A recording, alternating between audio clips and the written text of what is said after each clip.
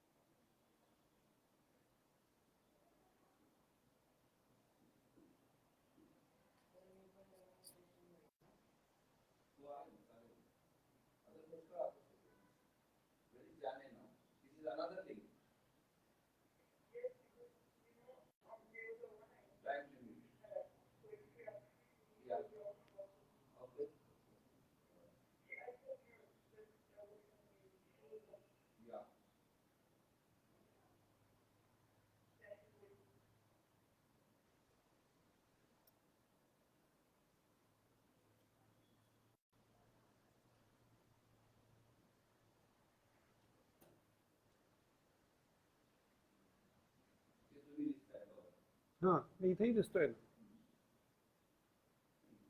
पण तिकडचे तिकडचे लोक कोण भक्त आहेत ते आपल्याला दिसायला पाहिजे का नको? हां.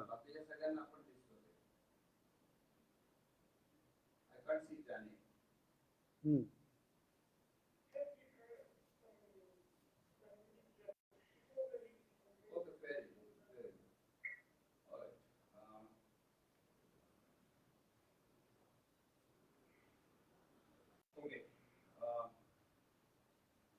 तीन ओम म्हणणे.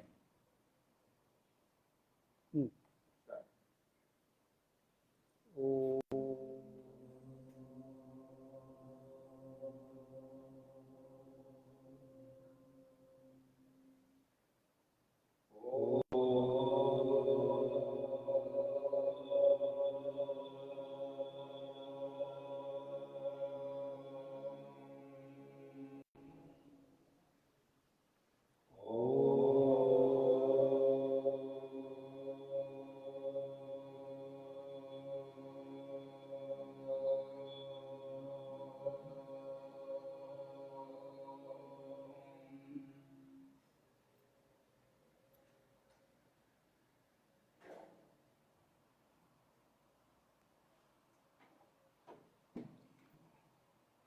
Okay, welcome to this program.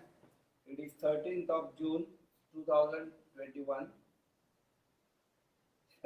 Lockdown is over and our program is started. And today is mainly the important function of two things. One is Dr. Thite's lecture, and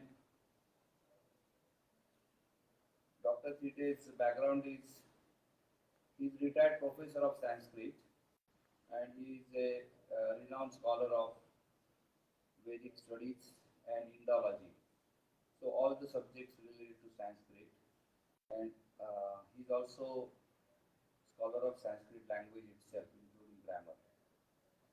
So he is going to talk about early forms of yoga. So you know about yoga starting from Patanjali's Yoga Sutras onwards. So he is going to tell us maybe the same thing but more on the early forms of yoga before the yoga science was formulated by Patanjali into his famous sutras called Patanjali Yoga Darshanam. And the second item of today's program is certification of some yoga teacher trainees. And there are three girls who are present. Actually, four girls are certified. And there are two boys who recently joined us. So we are giving them partial certification so they can complete it later on. The girls also have not completed their figure certification. I was expecting them to complete that certification 2 months ago, but they took around 5 months to do the half of the certification because of so many challenges they had, including the COVID lockdown, etc. So they are now going to get their RYT 100 certification, and they will complete their certification in the next semester. I'm planning to stay 1 more month in India to complete that certification. There is one student in Bombay who completed half of RYT 500, and she is given chance to complete the rest of that in the next 1 month. There are two boys here who will be given step one, that is around one-fourth of the international certification. And they did very rapidly. One of them is a young boy, so it is quite surprising that he's in par with other students.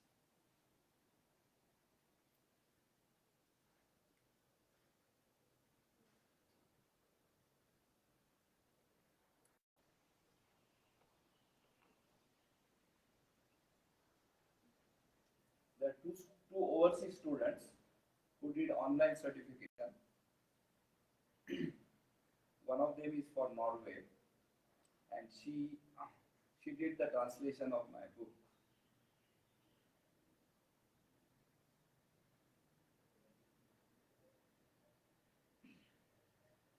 Mostly without my knowledge.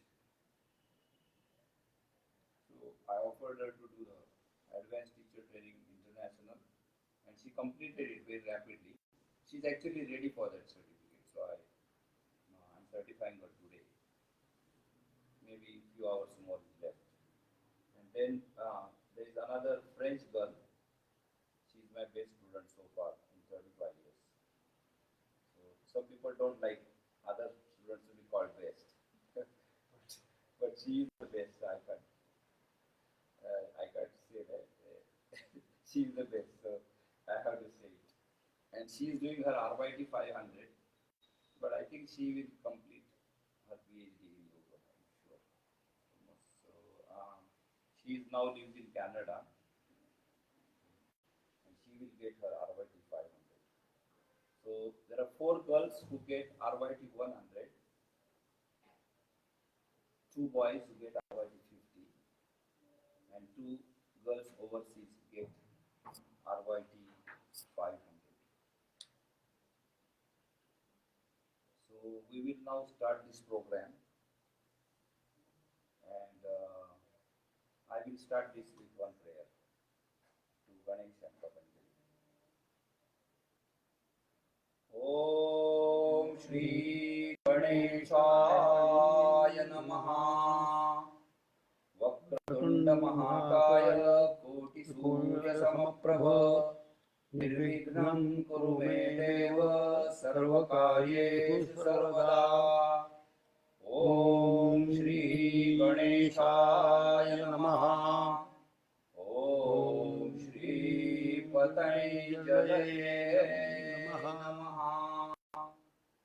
योगेन चित्तस्य पदेन वाचां मलं शरीरस्य च वैद्यकेन योपाकरोत्तं प्रवरं मुनीनां पतञ्जलिं प्राञ्जलिरानतोऽस्मि. आबाहुपुरुषाकारं शङ्खचक्रासिधारिणं सहस्रशिरसं श्वेतं प्रणमामि पतञ्जलिं. प्रणमामि पतञ्जलिं. प्रणमामि पतञ्जलिम् ॐ शान्ति शान्ति शान्तिः.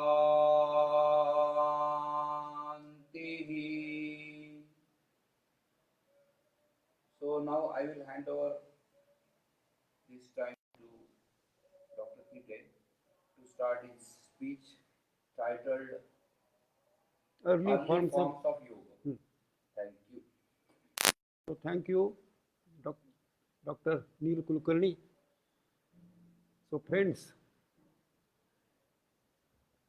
for last 3 months, every month I am speaking on different aspects of yoga.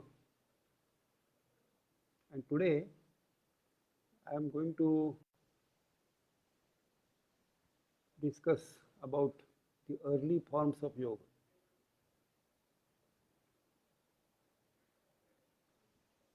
Yoga is generally famous as Patanjali Yoga. And Patanjali is the most important author who has written sutras on yoga.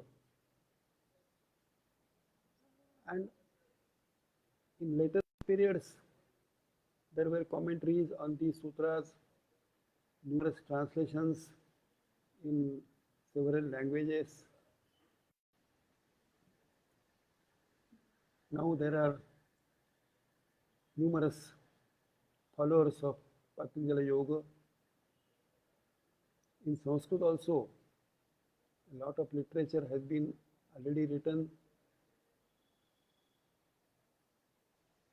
But we have to remember that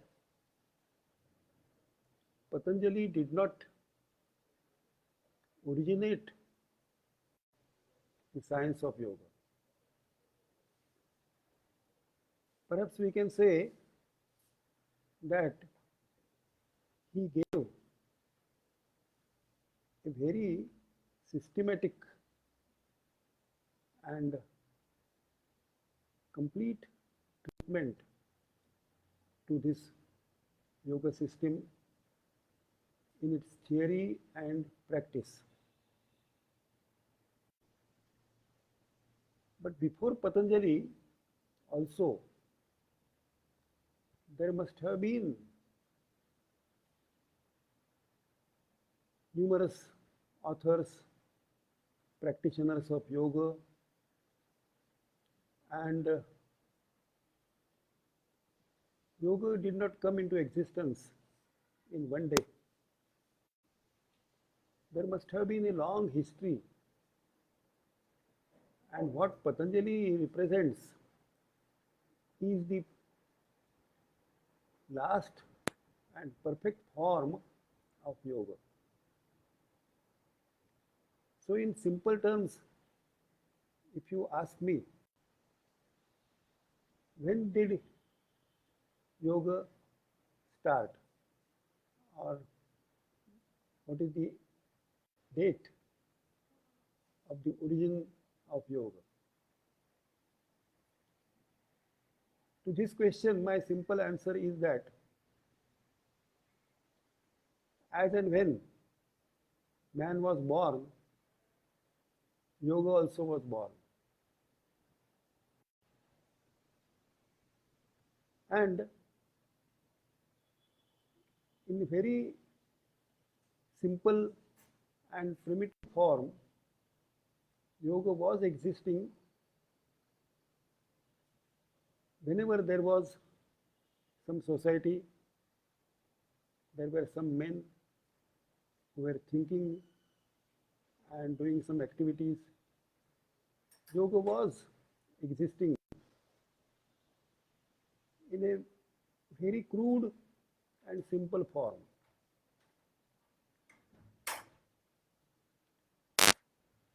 So, even when in the very primitive stage of human history, when many people were nomadic, they were wandering from one place to another, They were hunting and trying to get food, but they must have faced a lot of problem, and sometimes they could have got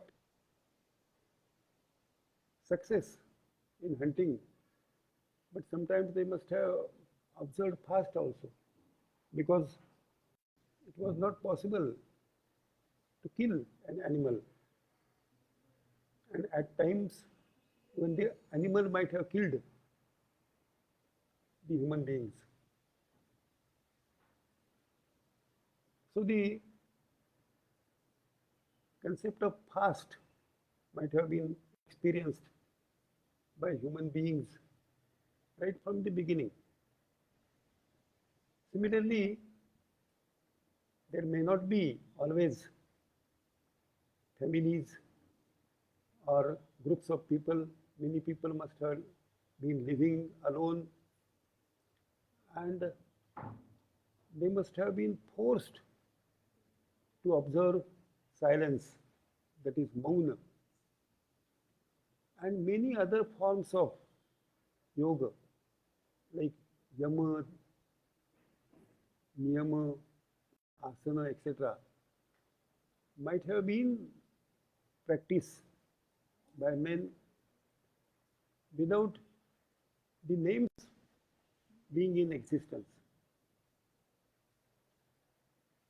Even a little later, when society was formed, there were many people who were married men, they were householders. But even at that time also, there must be some people staying in forest. All people were not successful in family life. Everyone could not get married. And even after marriage, some people might have been forced to observe celibacy. Some people could not marry, so they also were observing celibacy. Not all people were rich. Some people were poor. So they were forced to live the life of a monk.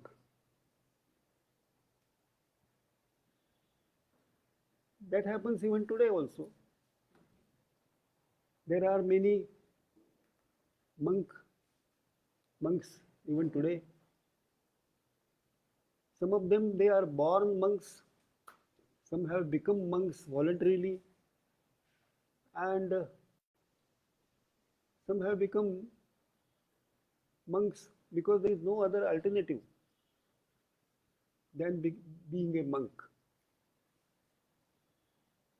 There are monks in almost all religions.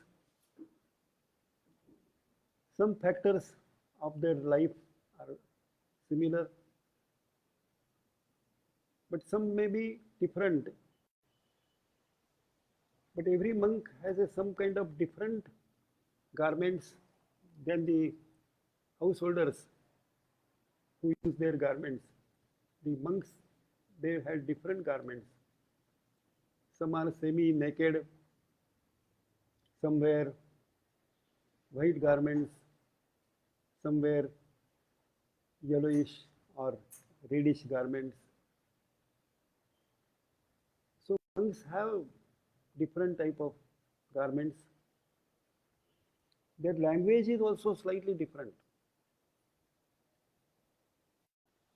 When the monks speak among each other, their language is different from that of the society in general.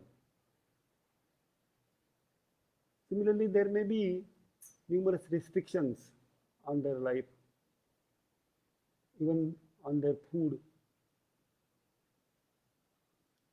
Even many monks, they are vegetarians. Some of them they are some of them they are vegans. Some eat before the sunset.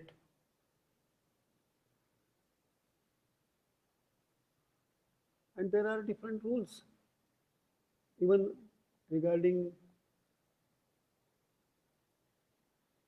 their behavior with each other.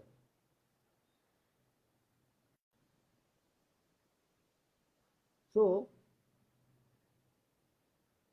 from the very beginning, there must have been some munis, and the word monk and the Sanskrit word muni, they are closely connected with each other. Their etymology must be same. From the word muni, we get the word mauna, which means silence. And many monks observe silence. They do not speak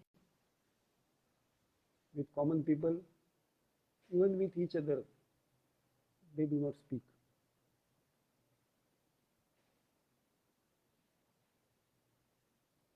So I am thinking about the origin of the concept of muni or monk. And I have written a paper on this subject. And according to me, the word muni or monk, these words must be originally derived from a Dravidian word, namely mun. The word mun means front. That is a person who is in front. He is called muni. In simple terms, the word muni means a leader. Of course, leader not in the political sense of the term, but intellectual leader. And most of the monks live a secluded life in forests. They stay. And even in ancient times, there were such monks. In Mohenjo-daro, we have found some seals on which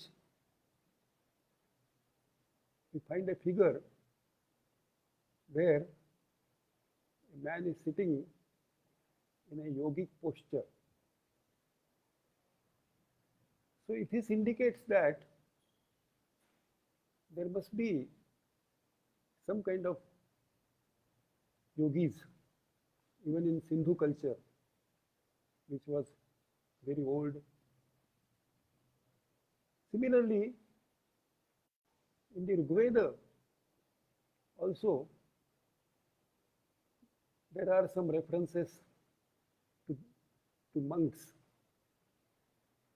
who were observing certain rules of behavior, which are similar to those of yogins. Rigveda is one of the very old available texts, and although it is very difficult to tell the exact date of Rigveda, and there are differences of opinion about the date of Rigveda, still it cannot be later than 2 centuries before Christ. So approximately 3 to 4,000 years ago from today, Rigvedic poems must have come into existence roughly. So it indicates that at the time of Rigveda, that is roughly before 3 or 4,000 years ago also, there were some monks. And these monks were practicing yoga. There is a line in the Rigveda in which munis are described as Vata-rashana. The word Vata literally means wind, and the word Rashana means belt. So literally the word Vata-rashana means those who have belt in the form of wind. In simple terms, this means that these monks were naked monks. So to wear wind is the same as not to wear any garments. So they were naked monks. In later literature, we find the word Digambara. And Digambara means one who wears the quarters as garments. That also indicates that they used to be naked. And even today, there are some monks who do not wear any garments. They wander naked. There is a sect among the Jainas which is called Digambara.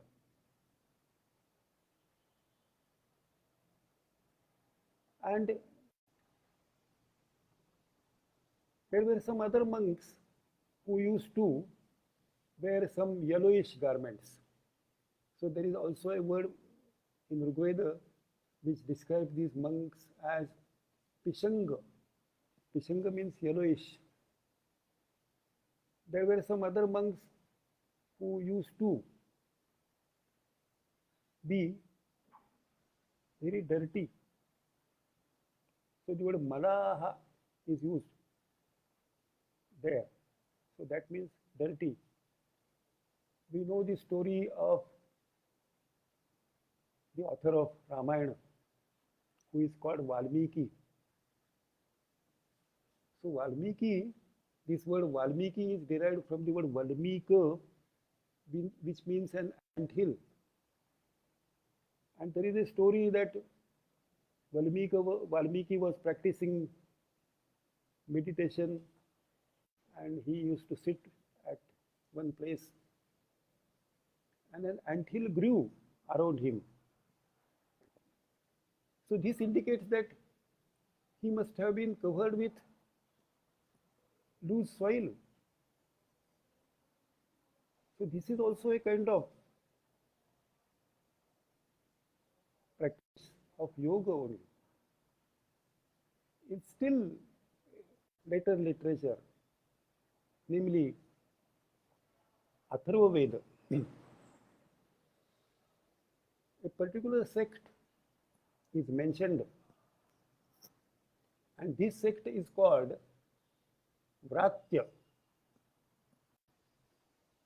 Now the word Vratya in later Sanskrit has slightly a different meaning than this word has the meaning in Vedic literature. This word is used even in Marathi, and the word Vratya in Marathi means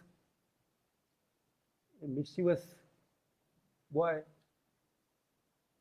and one who is not interested in studies. He sometimes disturbs other persons and so on. In classical Sanskrit or in Smriti texts also, the word Vratya stands for a person who has not studied Veda at the proper age, and before studying Veda, one has to undergo a ritual called Upanayana, which is called Munja in Marathi. So Munja or Maunji Bandhana or Upanayana, all these words mean the same thing. So this ritual is performed at a particular age of a child, and then one starts studying. In the case of a Brahmin boy is expected to be initiated at the age of 8. In the case of Kshatriyas, a Kshatriya boy should be initiated at the age of 11. And in the case of Vaishya, a boy must be initiated at the age of 12. That is, these persons should start their studies at that age, and at least for 10 to 15 years they have to carry out studies, and afterwards they may return to their original home and get married. But by any reason, some students or some boys could not get initiation at their proper age, and they remain uneducated. Even now also some students cannot get any opportunity to learn. There are many persons who are illiterate even today. But there were many such persons who were illiterate, and such persons used to be called Vratya at the time of Smriti texts. But in the Vedic age, the Vratyas were not the persons who had not undergone Vedic studies, or some mischievous persons or outcasts. They were rather some kind of monks. In the Atharvaveda, there is a chapter which is called Vratya Kanda, the 15th chapter in the Atharvaveda. There are many references to Vratyas, and there we find that Vratyas were highly honored, and it was prescribed that one should welcome the Vratyas, and if one welcomes the Vratyas, one will get a lot of merit, and it is very recommended activity to honor Vratyas. So these Vratyas were some kind of monks, and they had also a different language, different garments.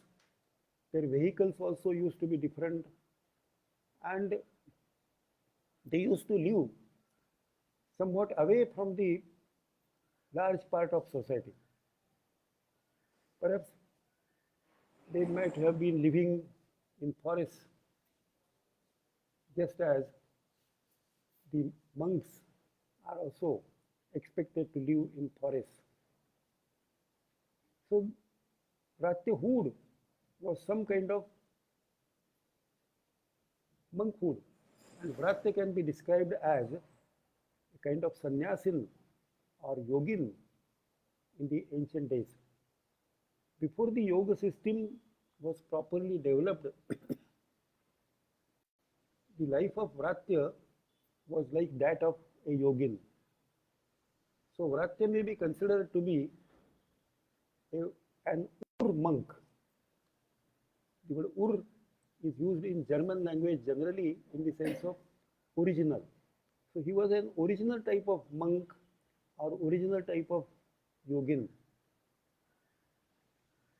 Similarly, there are many references to other types of yogis also in epics and Puranas or other Sanskrit literature. In the Ramayana, there is a reference to a person, namely Shambhuka. Shambhuka is described to be practicing penance. So the word tapas is used. And he was practicing tapas, and it was a kind of self-torture. And self-torture is also a part of yoga. And he was, it is described that he used to hang himself with his head below and feet upwards. And below that, there used to be some fire, and he used to smoke the fire. And in this way, he used to heat himself. So this was a kind of self-torture. It was a kind of tapas. And Shambhuka was practicing this type of tapas. Similarly, some other people also, they used to practice tapas or penance, and they were also yogins. And not only men, but even women also, they used to perform some kind of penance. So I will give one example of a woman practicing penance and yoga. The deity, namely Parvati, she is considered to be a daughter of the mountain Himalaya. When she attained the age of marriage, she decided to marry Lord Shiva. Some efforts were made to convince Shiva to marry Parvati. The word Parvati literally means the son of Parvata, that is mountain. But God Shiva himself was a practitioner of yoga, and he did not allow this type of marriage. So he rejected her. Then Parvati decided to practice yoga, practice penance. And she used to stay in cold water in winter. And in summer, she used to stay in between fires on all sides. And she used to look at the sun. So the sun also was considered to be a kind of fire. So there were 5 fires, 4 fires on the 4 directions, east, west, south, north. There were some fires, and 1 fire upwards in the form of sun. And in the summer, she used to practice in this way. She had restricted her food also. First, she started eating only leaves. So she didn't take regular food, but only leaves she was eating. But later on, she made her penance more intense and stopped eating leaves also. The word parna means leaf in Sanskrit. And when she stopped eating even leaves, she was called Aparna. So Aparna, nowadays, some girls have this name, Aparna. Aparna is the name of Parvati, and literally it means one who lives without leaves. That is, she must be observing complete fast. So this is also some kind of yogic exercise. And later on, of course, we get the story further developed that God Shiva, he became pleased with this penance, and he accepted Parvati. And then there was marriage of Parvati and Shiva and so on. But the main point which we have to remember here is that Parvati was a female practitioner of yoga. All these things, we can say that they are the earlier forms of yoga. So before the yoga system was channelized and institutionalized, there were some stray or scattered ways of yoga, and there were numerous yogins. They were practicing yoga. Some of them were observing the rules which have been described by Patanjali and subsequent authors in their Yoga Darshana. Some of them might have been performing some asanas or yogic exercises also, like Shirshasana or Padmasana and so on. Of course, the number of asanas was developed in successive periods, and even today we find that there are some experts in asanas.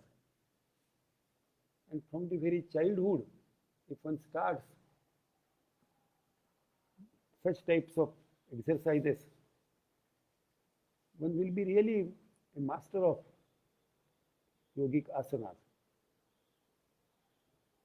Now, although yoga has 8 parts from yama, niyama up to dhyana, dharana, samadhi. So samadhi, that is the concentration of mind, that is the ultimate aim of yoga. Asana is only one of the 8 parts or 1/8 part of yoga. But now yoga is becoming very much popular in India, all over India, even some other countries in the world, in United States, Germany, etc. Numerous people, even in Italy, France, they are trying to practice yoga.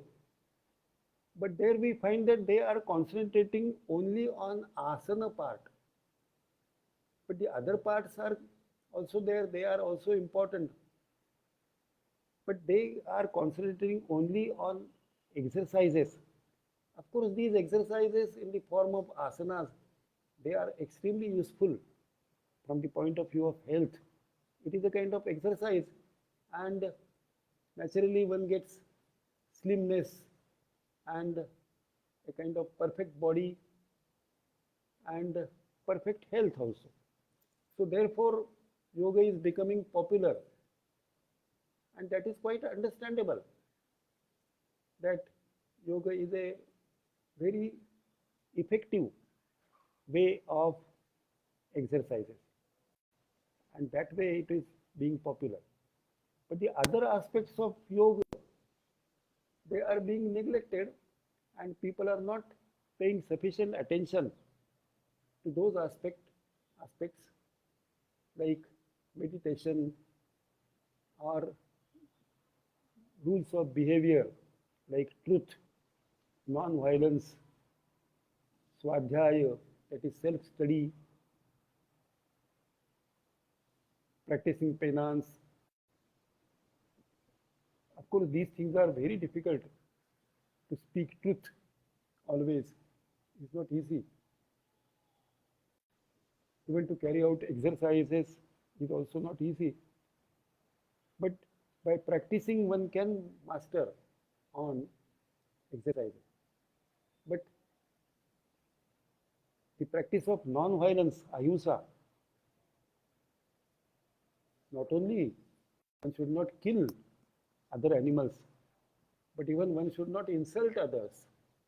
So, by means of his hand, his speech, and even in mentally also, one should not think bad about others. One should not hate one's enemy. This is not so easy.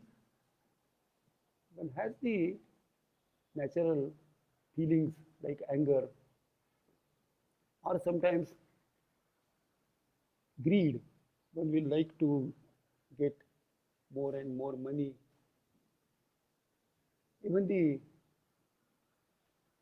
so-called yogis, they are also good entrepreneurs. They start business and become successful also in that business. They may sell medicines, they may have some classes of yoga and so on. So these things are not really a part of yoga, but now they have become a part of yoga. And really, those which are the parts of yoga, that is Ashtanga, they are being forgotten. That is a different thing. But we must remember that Patanjali's yoga gives equal importance to all the 8 parts of yoga, and Patanjali has made the yoga system a perfect system from the point of view of theory as well as practice. But before Patanjali also, there were many yogins, there were many rules of behavior. Some people were followers of those rules of behavior, and most of them, they used to be called munis or sannyasis or yati, and some other words also were being used. In short, we can say that yoga was existing for a long period, even before Patanjali. And we can say that the earlier period, even in Upanishad also, there are many references to breath control, the concept of Om, and so on. So, yoga has a long history, and Patanjali represents the perfectness of yoga. But before yoga became perfect, there were a lot of other persons who were developing the system of yoga. And I have given some examples about the early forms of yoga. There is a very good book in German on these beginnings of yoga.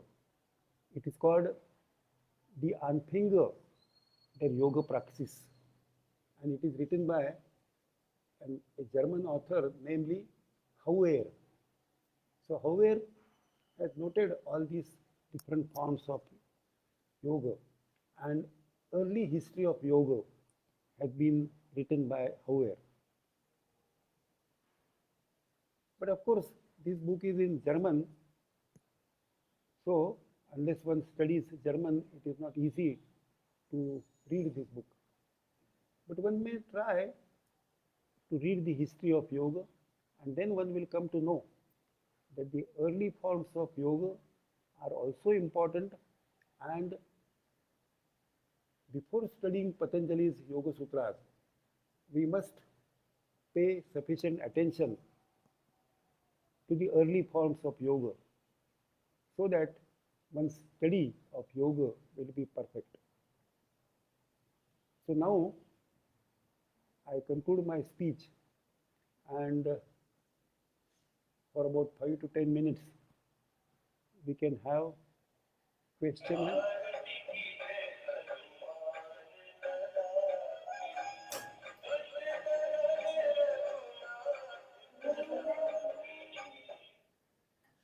We can have some questions and answers, or we can call a discussion on yoga. So if you have any questions, you can ask in Marathi or Hindi or English or Sanskrit also. You can ask any questions. I will be able to give answers in one of these 4 languages, but for the sake of convenience of all the people, I will speak or answer in English as far as possible, but sometimes I may use Marathi or Hindi also. So you please ask these questions and let us have some discussion, free discussion. There is no limit about what you may ask. You can ask any question and let us discuss this topic. Hmm.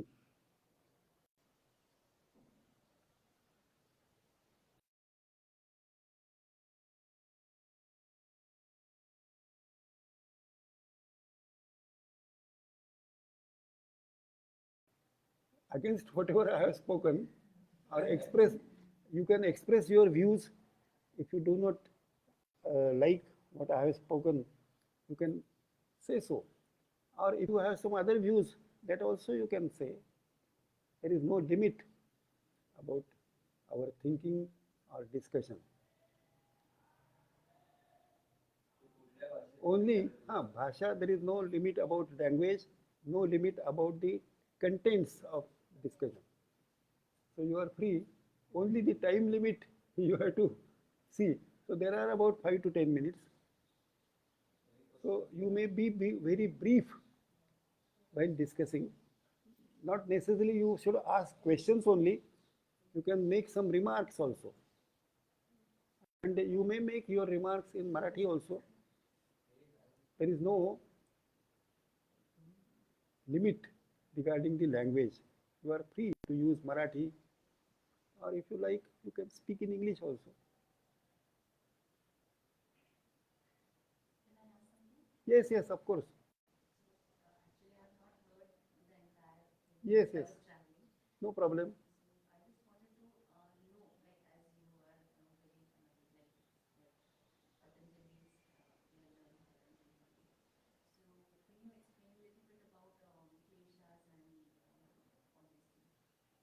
Kleshas are afflictions generally, and they are described in Patanjali Yoga Sutras. So they create some disturbance in concentration of mind. So therefore, one has to try to avoid these things, kleshas, and so that it will be possible to concentrate. So the things like hatred and other bad thoughts in mind, they they create some problem in concentrating one's mind.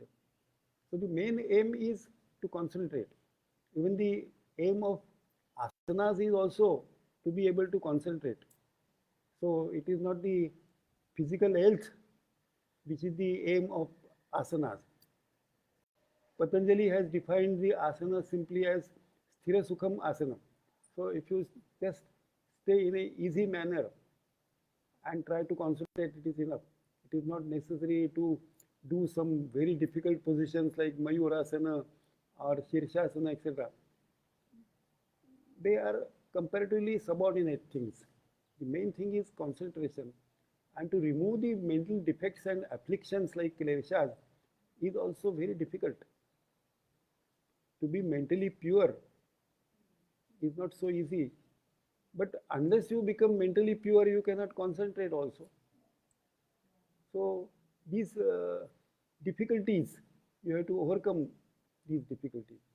That is the significance of kleshas.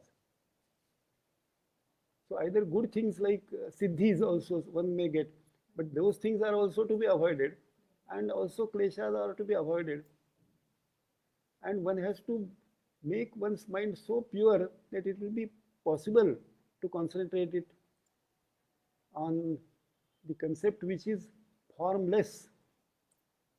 So nirbija samadhi one has to obtain.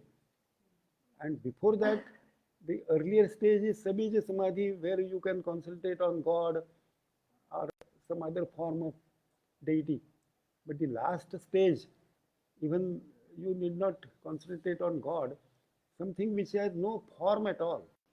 Formless meditation is, of course, very difficult.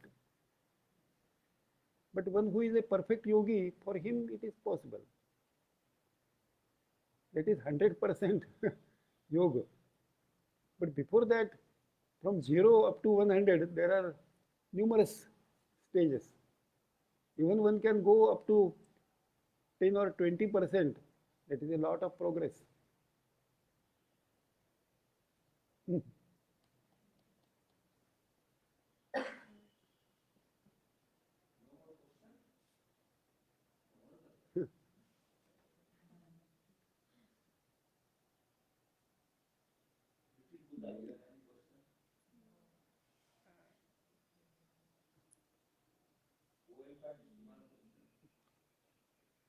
Those persons who are Do you have any question, outside, Zoe? they also may ask. Zoe, do you have any question? Is she listening now? Yes. You have any question there?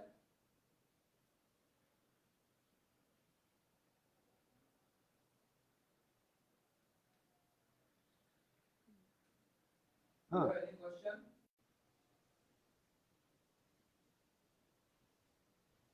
Can't hear you.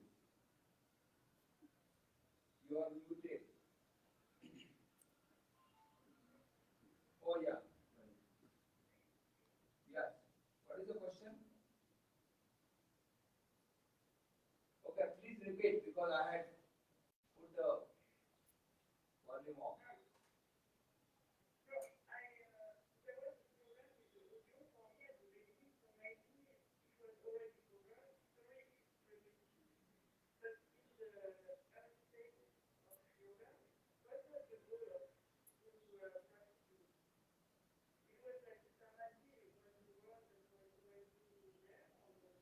Oh. What was the goal of the early yogi students? That was also concentration of mind. Concentration of Of mind. mind. But they were not perhaps able to do this, but at least they were practicing some yoga in its limited sense.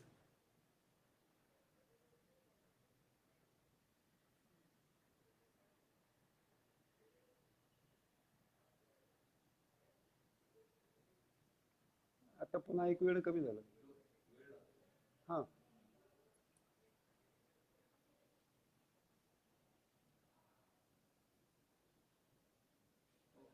Any other question? Sir, I was in हां. this field, but what was the ladies? What were the ladies doing No, she was doing almost same thing as men were doing. in yoga? Yoga.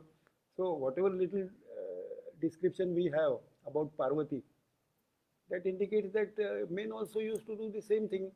They also used to stay uh, surrounded by fires in summer or stay in cold water in winter, and some way of torturing, self-torturing they used to do. But the number of ladies was less. That we cannot say, but whatever references we have, on the basis of that we can say that there must be some monks as well as some nuns, and everybody was trying to practice yoga in accordance with his or her capacity.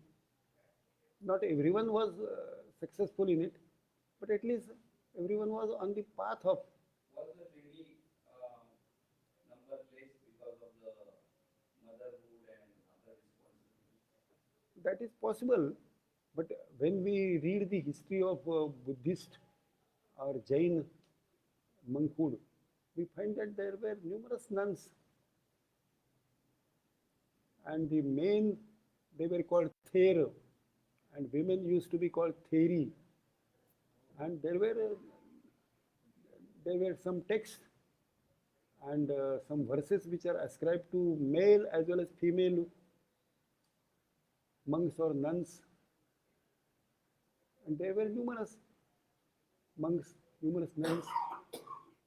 There was a well developed system of monkhood. Even if they want the material things, they have to Yes, pray. that, For that praying, was they have to focus. that is of course a kind of bad aspect of monkhood. Some become monk and thereby they get their livelihood. No, not that. Huh. What I mean is, That is a for different thing. regular man, Huh. even if they want something from God, like suppose they want cows, Yes. Yes, For that prayer also they have to focus the mind. yes. But So that is similarly, a kind of yoga too. similarly, women also may desire something, and for that purpose they may practice yoga. And if not anything else, at least they must be getting good health. That much we can say. So the word Huh. Yogakshema. Yogakshema is somewhat different. It has a technical meaning. Yogakshema means preservation of whatever you have achieved. So yoga, literal meaning of the word yoga means achievement. And kshema means preservation. So suppose if you have earned some money, if you invest in a secure, safe and secure manner, then you can get it whenever you want. But if it is not invested in a proper manner, you may lose it. So Yogakshema means the security or the safety of whatever you have achieved. And this may not be necessarily connected with money. Even spiritually, if you have attained something, you have to preserve it. Otherwise, you may lose it.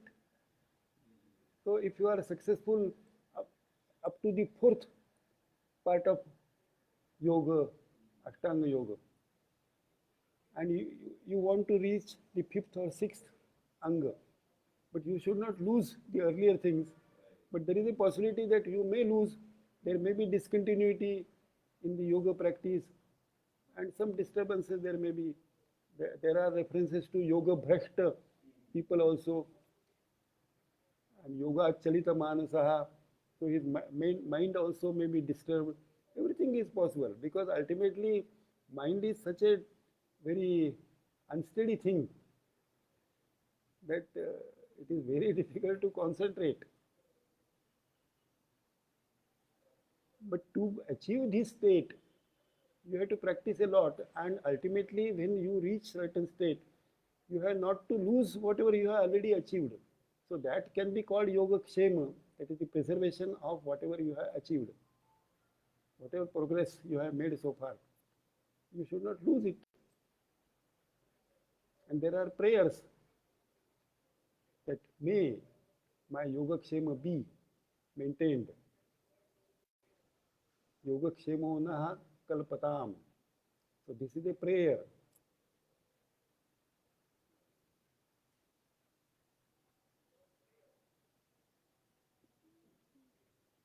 And in Bhagavad Gita it is said that the God takes care of your yoga kshema also.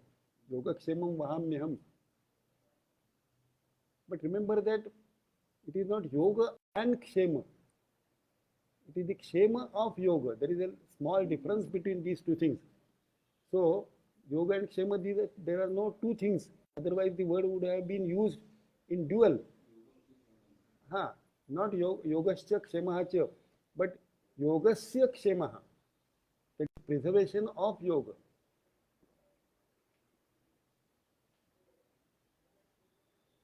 So it is a singular word. Yoga kshemam vahamyam is also a singular, not yoga kshemau vahamyam. Yoga kshemam. So singular word is used. So it is not a dvandva compound, yoga and kshema, just as Rama Lakshmanau. Ram and Lakshmana, there are two things, two persons. So it is a dual form. But here it is not a dual form. It is not a dvandva compound. It is a tatpurusha compound. Yogasya kshemam. Any other question? Okay, so we will take 5 minute break now, and after 5 minutes we will come back. So without much noise, you can come back. Please come back in 5 minutes. Not let me call you.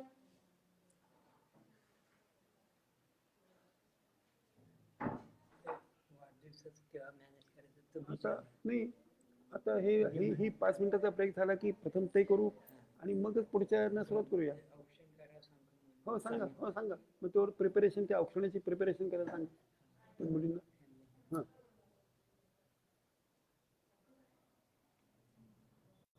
त्याला काही फार वेळ लागणार नाही.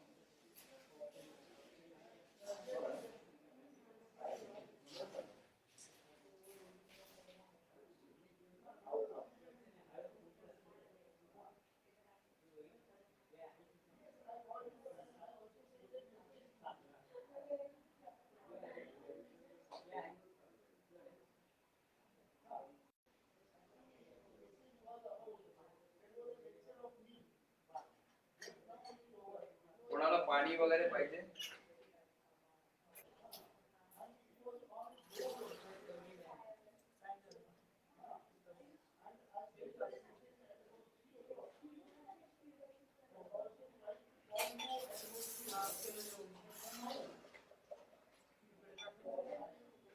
हर्षाली पाणी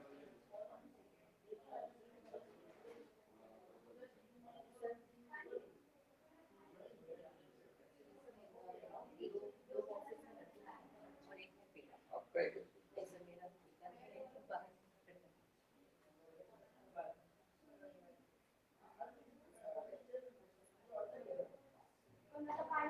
अजून plate